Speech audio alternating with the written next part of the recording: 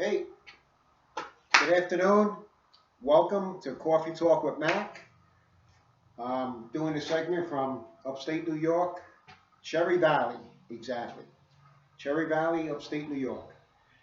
Happy Labor Day. And today I'm actually going to talk about a little bit about Labor Day, the significance of Labor Day, the, the significance of organized labor in the country, why it started, what was the peak, and why we in a decline. But first, every coffee talk is today's coffee. I was drinking Green Mountain coffee, medium roast, Nantucket blend. It's one of my favorites. My favorite, of course, is Pete's, Organics, and Green Mountain. These are three of my favorite coffees. I drink regularly all the time. And sometimes I mix it up. Sometimes I have my first cup of coffee, probably be Pete's coffee.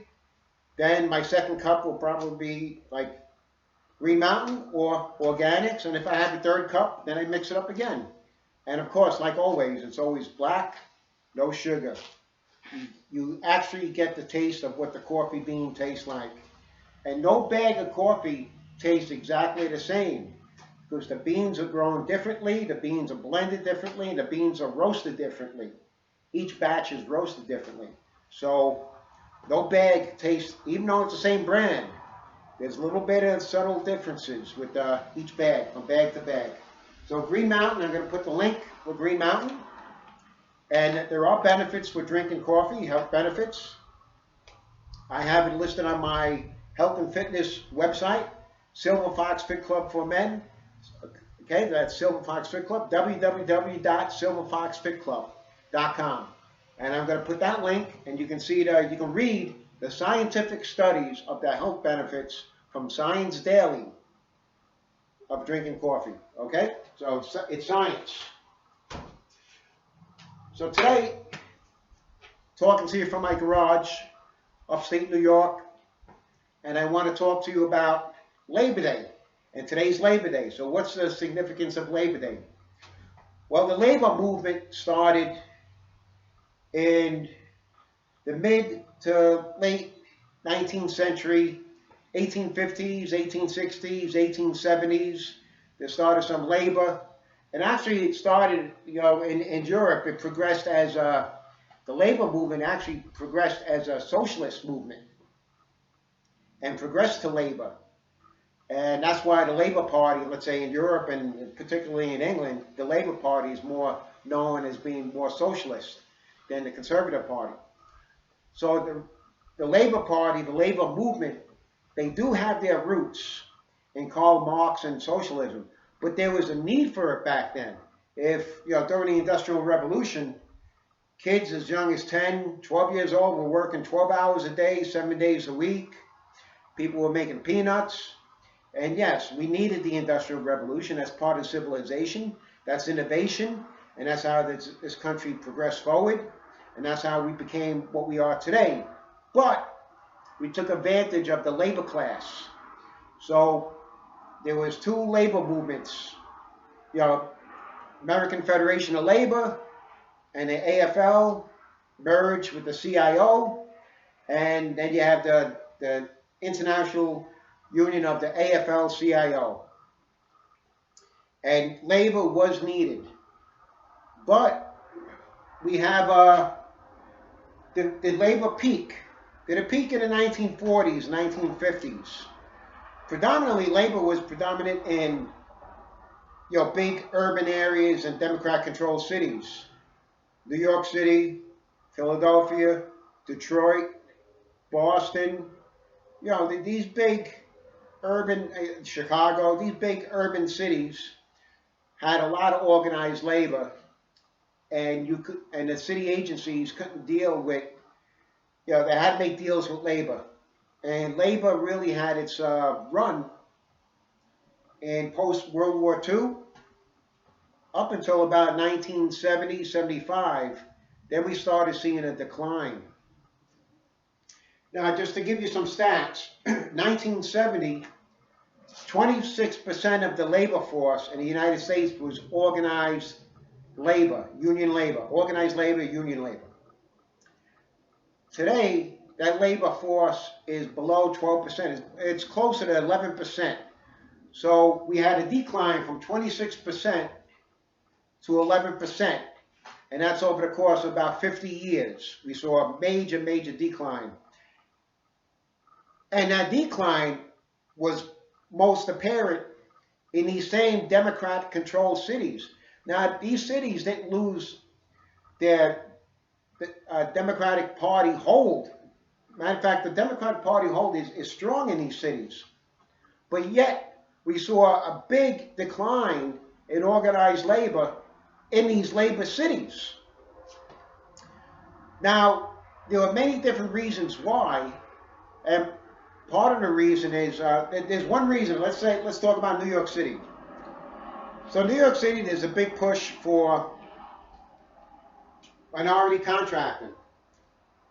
And minority contracting and city jobs will have precedence over regular contractors.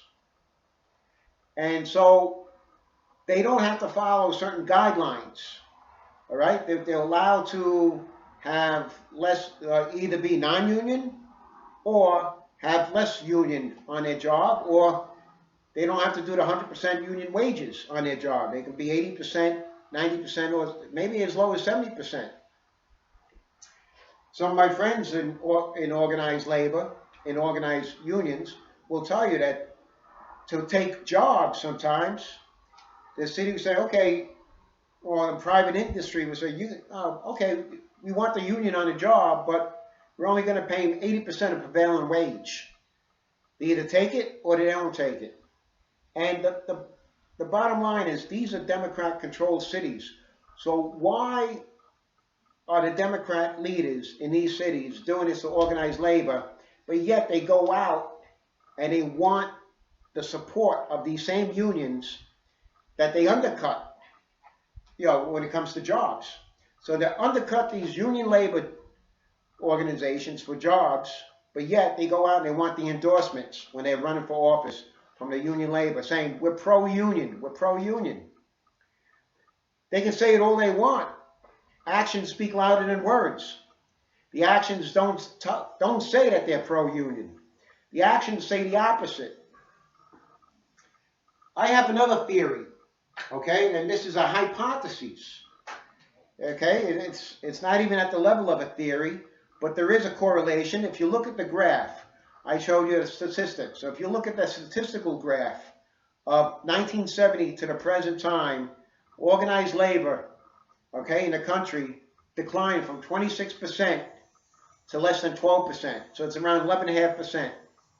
At the same time, we know RICO, the federal racketeering law was enacted, I believe, in mid-1960s. I'm not going to say a year because I'm really not sure. I think it was probably about 1965 or 66. And they started using RICO in order to attack organized crime. Now, we know organized crime was big in New York City, Philadelphia, Chicago, Detroit, Pittsburgh, Boston, the same Democratic cities. Organized crime had a foothold, and we know, me growing up, organized crime had a foothold in every major union in the 60s and early 70s. But then the federal government came in and they started cracking down, started kicking organized crime out, which is a good thing. I'm not saying the unions were better off with organized crime. But one thing is truthful. At the same time, you saw a decline in organized crime in the unions. You saw a decline in organized labor in these Democratic-controlled cities. So I previously stated that it went from 26% to less than 12%. Well, at the same 50-year period, organized crime was decimated by the federal government. Right? In New York City, we saw the 5 families, all the heads of the 5 families at one time were in jail, and then the underbosses were in jail, and then you have snitches and rats and cooperatives and talking to each other. So at the same time that organized labor was decimated in the urban areas in Democratic-controlled cities, you had organized crime was decimated in these same cities. So now, could it be, and it's something that should be looked into. You know, if guys want to look into it, somebody should look into it. Is there a connection? Well, there's a correlation. The graphs look similar. You know, we see a graph starting here, 1970, and go down here. So the graphs look similar. So maybe there is a connection. Now, I'm not saying that organized crime was good because they had their hands in the pocketbooks of the unions and they killed pension plans. But they guaranteed jobs. And now we see those jobs not guaranteed anymore. So why is that? Why do we have why do we have a big decline in Democratic controlled cities? And that's the question for today.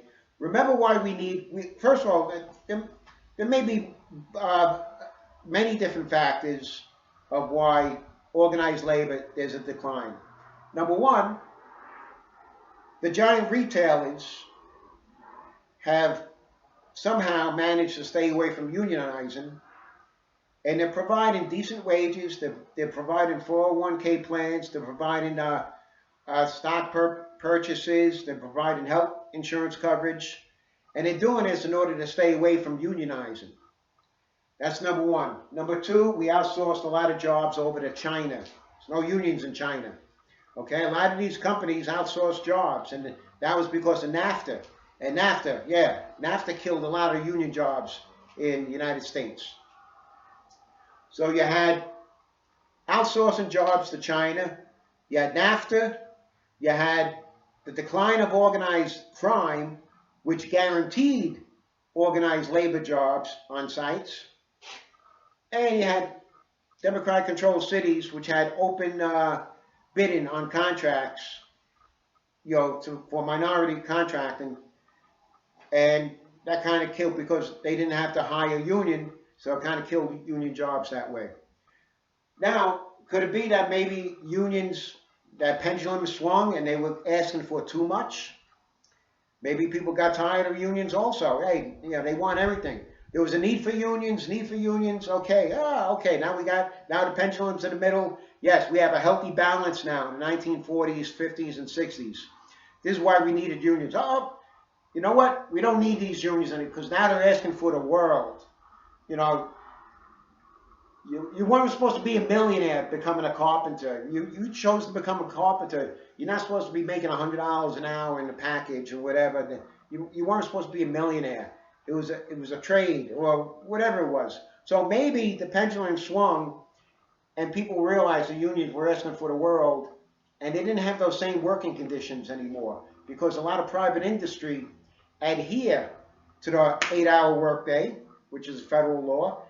People are off on Sundays. If people come in after 40 hours, another federal law, they're guaranteed overtime, okay? So there are federal laws in place which guaranteed an overtime structure, days off, minimum wage.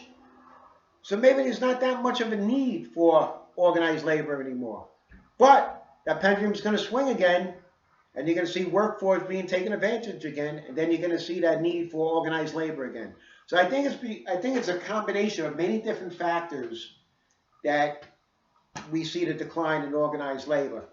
So it's not just one factor, but it's an interesting concept that the correlation, the comparison, the parallel is there between organized, for New York City, for the decline in organized labor in New York City from 1970 to the present. You also see the decline in organized crime and a foothold in the unions from 1970 to the present. So it's just an interesting parallel. But there's many different factors why there's a decline in labor.